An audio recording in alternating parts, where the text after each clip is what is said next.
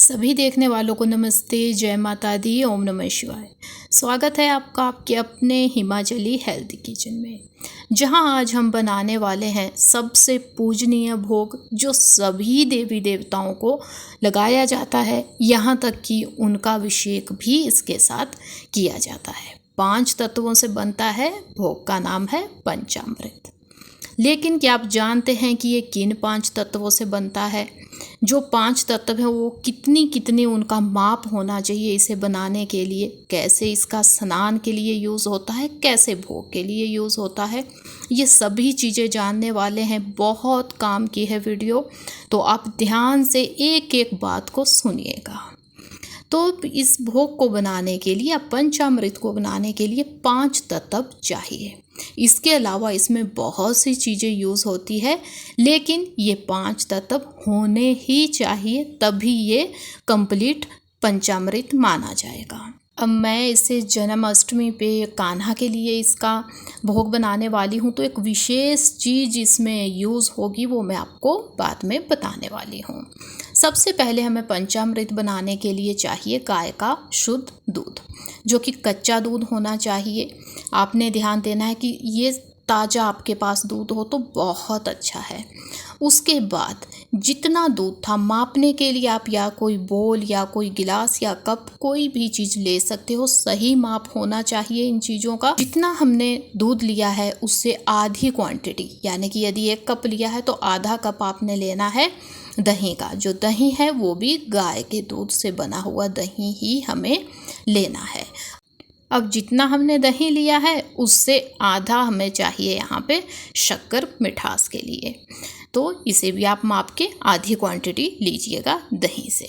अब जितनी हमने यहाँ पे शक्कर ली है उससे आधा हमें लेना है गाय का शुद्ध देसी घी।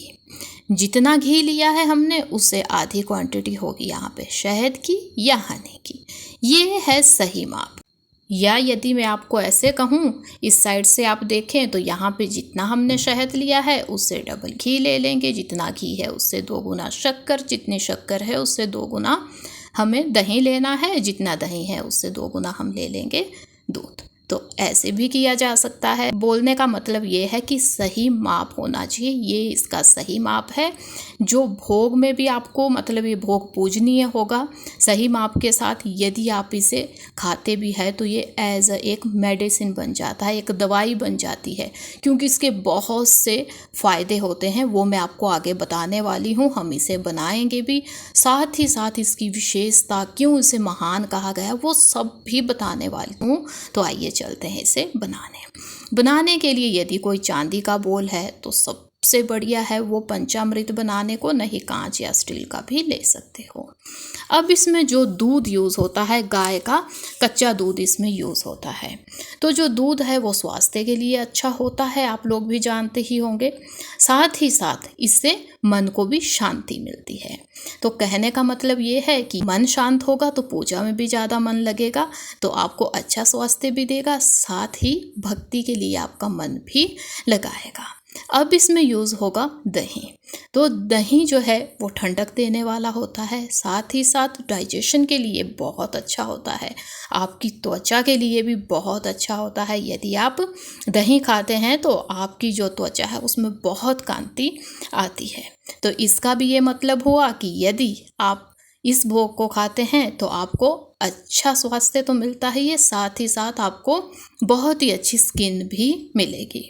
अब इसमें नेक्स्ट यूज़ होता है, दही के बाद हमने शक्कर का इसमें यूज़ किया है, जो मिठास देने वाली होती है। इससे आपके संबंधों में मिठास भी आएगी। इसको खाने से आलस्य भी कम होता है, यानी कि जब आलस्य कम होगा, आप एक्टिव होंगे, तो आप भक्ति के लिए भी सही समय निकाल पाएंगे, साथ ही आपको बहुत ही अच्छी सेहत भी मिल पाएगी।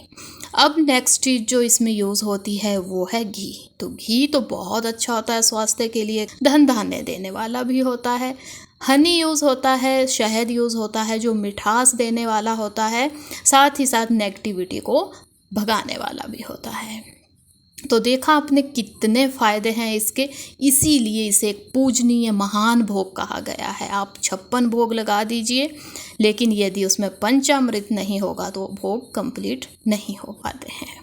अब यदि आप सिंपल इसे बनाना चाहते हैं तो ये बन चुका है, कंप्लीट है ये भोग। आप इसको स्नान के लिए भगवान जी के या भोग के लिए इसे चढ़ा सकते हैं। लेकिन इसमें बहुत सी चीज़ें यूज़ की जा सकती है, जैसे कि इसमें हम मेवे डाल सकते हैं, कोई से भी मेवे आप इसमें डाल सकते हो। मेवे भी स्वास्थ्य के लिए भी अच्छे होते हैं, साथ ही इसे ज़्यादा टेस्टी भी ये बना देंगे। अब जैसे कि ये जन्माष्टमी में भोग लगना है कान्हा को, तो जब तक इसमें तुलसी का पत्ता नहीं डाला जाएगा तब तक कान्हा के लिए इस भोग को कंप्लीट नहीं माना जाएगा। तो हम इसमें तुलसी का पत्ता डालना बिल्कुल भी नहीं भूलेंगे जब इसे कान्हा के लिए बनाएं। तुलसी का पत्ता भी स्वास्थ्य के लिए बहुत ही अच्छा होता है। यहाँ तक कि आपको खांसी जुकाम हो जाता है तो हम तुलसी के पत्ते की चाय पी लें तो खांसी जुकाम एकदम से ठीक हो जाता है। बहुत हेल्दी माना गया है इसे। तुलसी का पत्ता जब भी आप इसे निकालें पौधे से तो इस चीज़ का ध्यान दीजिएगा कि इसमें कैंची या चाकू लगाना निषेध होता है, हाथ से ही तोड़ के इसे निकालें। तो अब ये भोग हमने बना दिया है, इसका हम कान्हा को भोग लगा सकते हैं। यदि ये ही भोग आप विष्णु भगवान को भोग लगाना चाहते हैं तो भी ये ऐसे ही बनेगा। लेकिन यदि ये भोग आप शिव जी को लगाना चाहते हैं तो उसमें तुलसी का पत्ता ना डालें, बाकी आप सेम ऐसे ही बना के भोले बाबा को भी इसका भोग लगा सकते हैं। अब यदि बात कहूँ मैं इसको खाने की कि कितनी क्वांटिटी में हम खा सकते हैं इसे, तो आप डेली 2 से 3 चम्मच खा सकते हो पंचामृत के। बहुत शुभ होता है यदि हम इतना खाएं, स्वास्थ्य के लिए भी अच्छा होता है। बहुत ज़्यादा क्वांटिटी नहीं खानी चाहिए इसकी।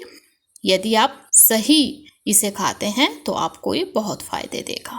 तो उम्मीद है कि आज की वीडियो आपको पसंद आई होगी। जितना मुझे ज्ञान था मैंने आपको चीज़ें बताई वो आपको पसंद आई होगी। तो मुझे कमेंट में लिखना बिल्कुल मत भूलिएगा कि वीडियो आपको कैसी लगी। वीडियो को लाइक कीजिए, जितना हो सके शेयर कीजिए ताकि ये सभी चीज़ें सभी तक पहुंच सके।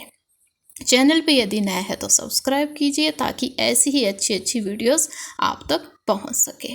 तो अब मिलेंगे ऐसी ही किसी नई डिश के साथ, तब तक के लिए धन्यवाद। जय माता दी, ओम नमः शिवाय।